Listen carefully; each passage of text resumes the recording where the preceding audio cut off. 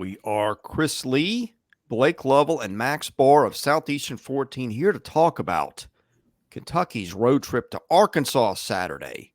ESPN Gameday. Can't say I saw that one coming with the way these teams have played. One in particular. We'll talk about that in a moment. This game could be seen again on ESPN 5 Central.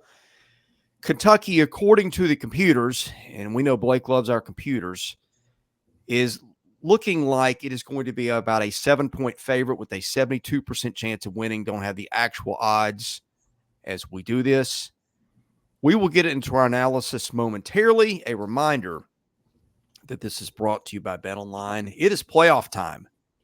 The road to Vegas goes through San Francisco and Baltimore.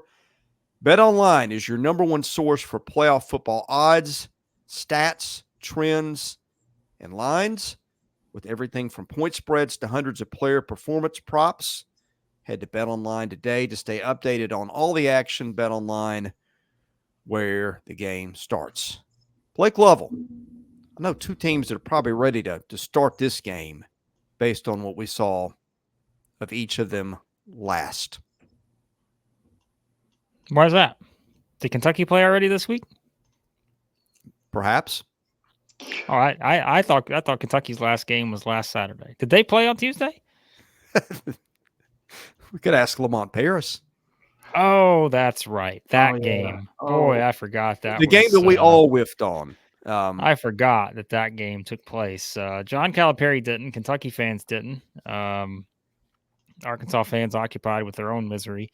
But yeah, this is quite a setup for this game that on paper coming into the season looked a lot more exciting, and how this was a college game day affair. You look, Arkansas fans, we got nothing against you, but even you probably are thinking right now, boy, this is something. Because there are a couple other really good games out there that I may have thought would have gotten the game day experience over this one. But nonetheless, it is game day. And anytime it's game day, a little extra something in the air, a little extra something for the home crowd at Bud Walton Arena. The question is, will you get a little extra something from the basketball team? Because so far, that has not been the case. A lot of unknowns heading into this game. Tremont Mark didn't play with migraines against Ole Miss. Obviously, I don't know that. I assume he's going to play in this game. Brazil's knee issue, we have no idea. We're recording this on Thursday. Obviously, if he doesn't play against a team like Kentucky, that is huge because of the size that Kentucky brings, the front court ability, all those different things. So, yeah, just the usual Kentucky-Arkansas game here that we all expected. No storylines, anything. These two teams are coming off their best performances of the season, and it's kind of the opposite here. Kentucky played terrible against South Carolina, worst performance of the season. Arkansas, one of their worst performances of the season, and Ole Miss. It's quite a setup for these two traditional powers here.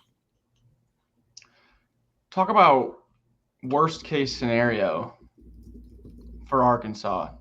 Losing, potentially, we don't know the status. Brazil, Mark, Battle.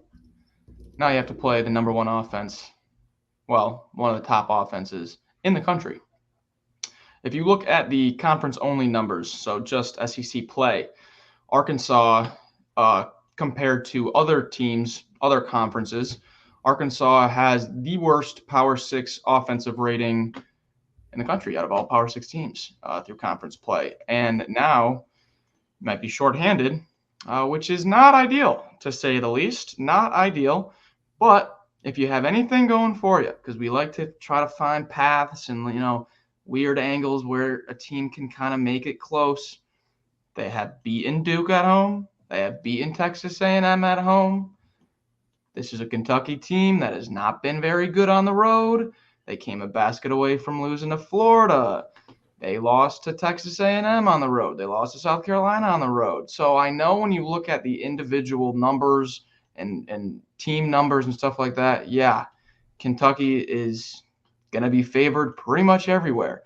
But the situational spots of a young team on the road that struggled against a team that has been given zero chance at home, that is, when they've been given zero chance at home, has burned us twice this year already, you can see how things might get a little bit interesting, but with these injuries now and how much they might impact this team, especially Tremont Mark, I have my doubts.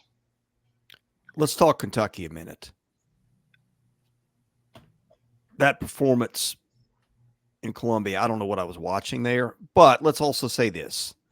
That's one game out of, 18 for the Wildcats, and with the possible exception of UNC Wilmington, that's the worst game we've seen out of Kentucky. There have been a lot of encouraging things. Reed Shepherd, we love the guy. Antonio Reeves has been steady. So is Trey Mitchell. DeJuan Wagner started to come on and really did some things, was SEC Freshman of the Week last week. Who can forget Big Z? I felt like every team just has one of those games. So Yeah. I don't know what I was watching with Kentucky. Again, if you watch this, I've got my reservations about their defense and their just ability to show up in spurts of games and just play like a young team for spells. But when you put the parts together and have a feeling that John Calipari will have gotten his team's attention after what happened in Columbia, look, is it the same team on the road as it is at home? No, it's not. But Blake, I trust this Kentucky team to get it back together and go to Arkansas and play pretty well. I said I thought Kentucky needed a game like they had against South Carolina. They needed to get punched in the mouth, and because that hadn't happened this season. It didn't really happen in the Kansas game. They just Kansas played well. Didn't happen in the Wilmington game. They're missing a guy, and Wilmington played well. Texas A&M game, they just got way tailored and all that, right? But it was different. Like, it wasn't the way that they got beat against South Carolina.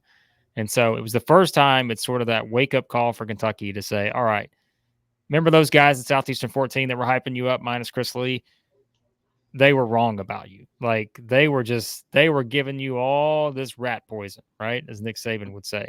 And you bought it. You bought it hook, line, and sinker. But guess what? They were wrong. For the first time ever, Blake Lovell and Max Barr were wrong. And you were not as good as you thought you were, and you couldn't handle the physicality. You didn't come to play. You can't just show up and beat teams in the SEC on the road unless you have a good game plan, you execute the game plan, and can handle the rigors of playing on the road in the SEC, whether it's the environment, the other team coming out, kind of feeding off of that. Kentucky, as we said, did none of that in the South Carolina game. South Carolina did whatever they wanted in that game, and that was it. So was that the wake-up call that Kentucky needed here to be able to come back, be more of the aggressor in this game against a team that has not been the aggressor against anyone except for A&M for about, a half or so? Arkansas has not done that to anybody. Arkansas has had a lot of games like Kentucky had against South Carolina. Kentucky's only had one of those games.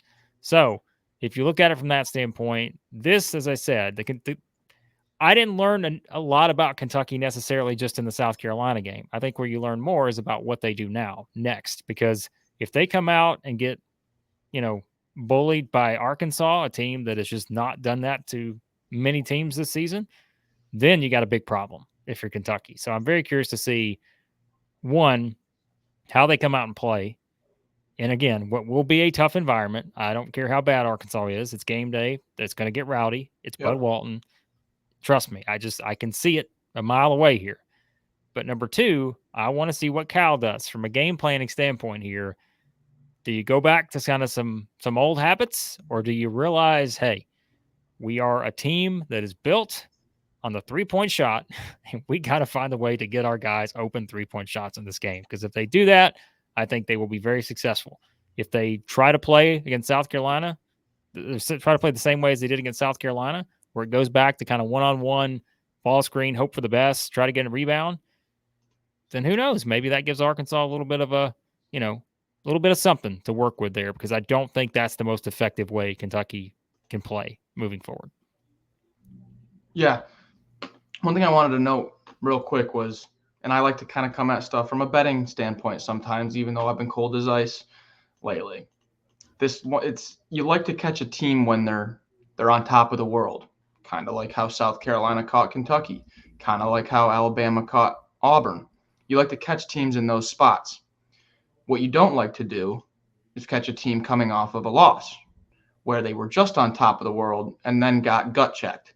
And that's exactly what Kentucky has here. I'll tell you what, if they go into South Carolina, don't play that well, sneak out a win, hit a few, Rob Dillingham hits 3 threes, in a minute, they pull out their magic and they win that game at South Carolina. Now I'm really nervous for this game because I'd be like, oh boy, there's not a soul in the world that is going to pick Arkansas, and Kentucky is on top of the world on cloud 9. This is a recipe for disaster. But since they lost that game and they walked out of that gym with their tail between their legs, it changes the motivation. It changes the outlook of this game. So I think that loss for Kentucky is really going to have it hurts Arkansas's perspective is what I'm getting at. Gentlemen, we're about to make our picks. But first, I cannot let something go that just happened here.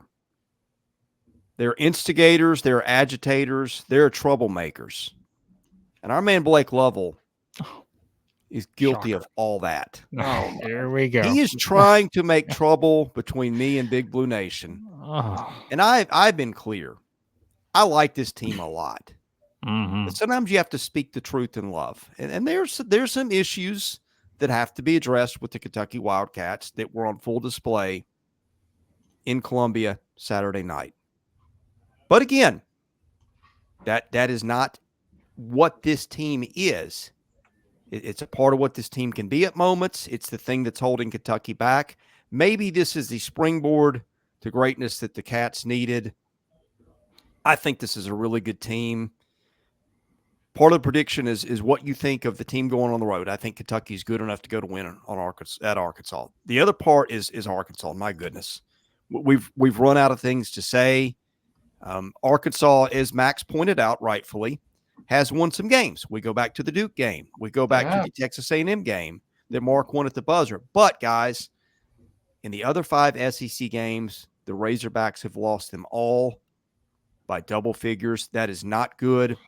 Look, this team was going to struggle to win with Tremont Mark and Trevon Brazile. We don't know if it's going to have those guys, or as you pointed out, battle. Sometimes he's not there for whatever reason. What a weird year it has been.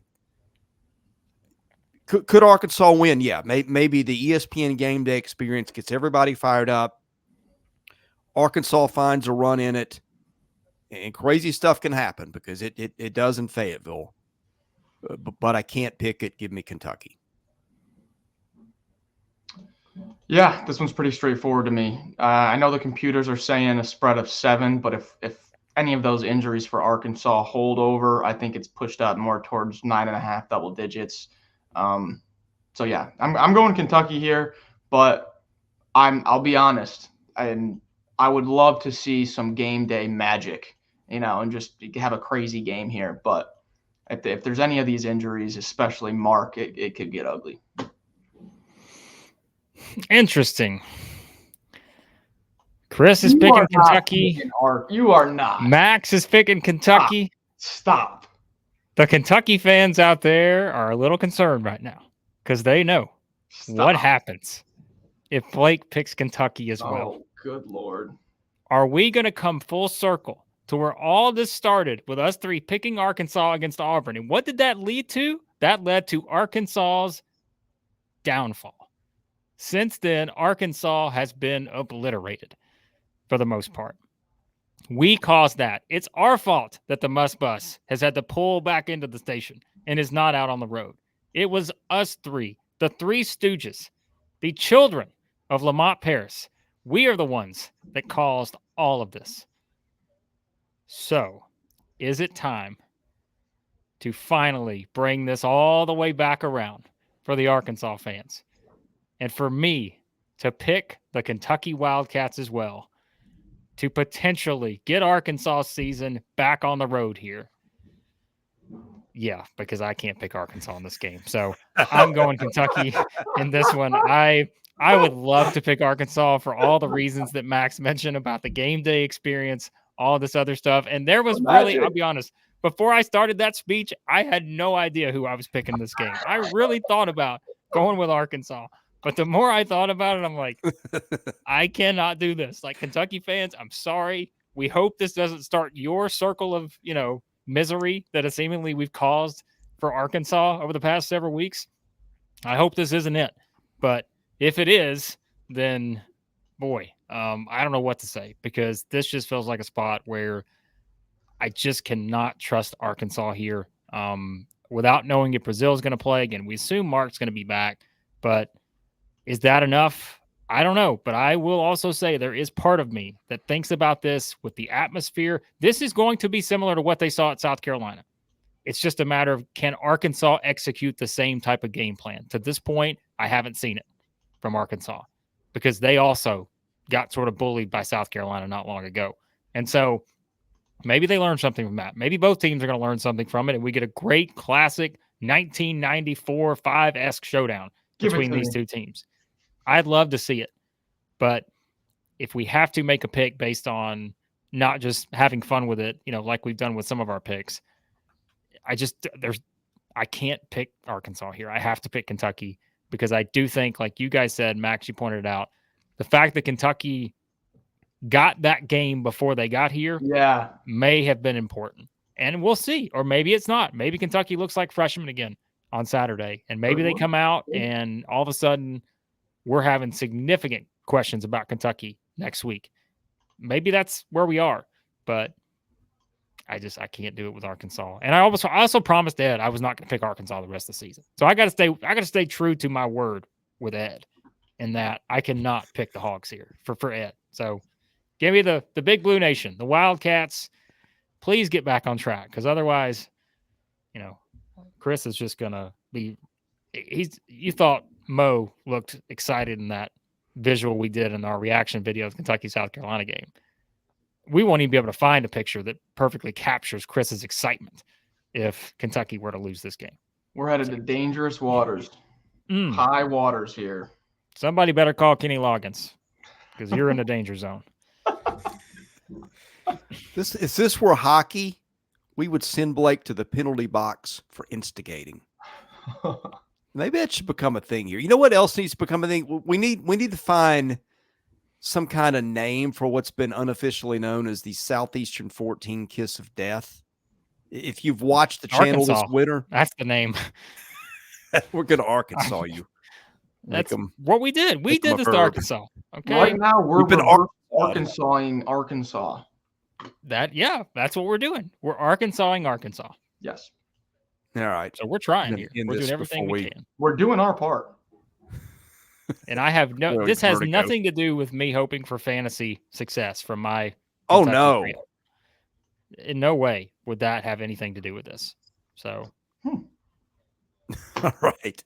Give us a follow on Twitter at 14 Southeastern if you want to keep up with our fantasy stuff. We're having a ton of fun with it.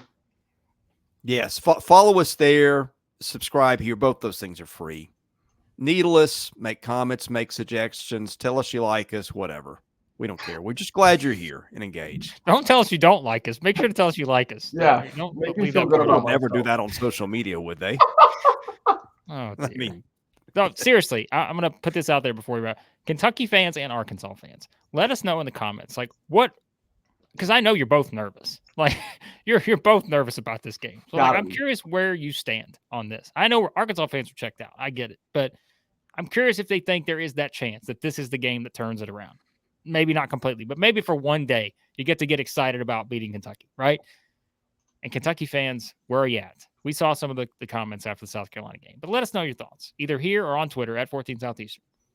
This is the type of game. This is the type of game for Arkansas fans. They're going to start watching it like this, and then if they take the lead at any point, it's going to be immediately, we're back. I'm excited. Looking forward to watching it. We'll recap it either that night or probably Sunday morning. In any case, I hope you guys will come back to watch our reaction to it. Thanks for watching us here at Southeastern 14. For Blake Lovell and Max Barr, I'm Chris Lee. This is Southeastern 14 presented by BetOnline.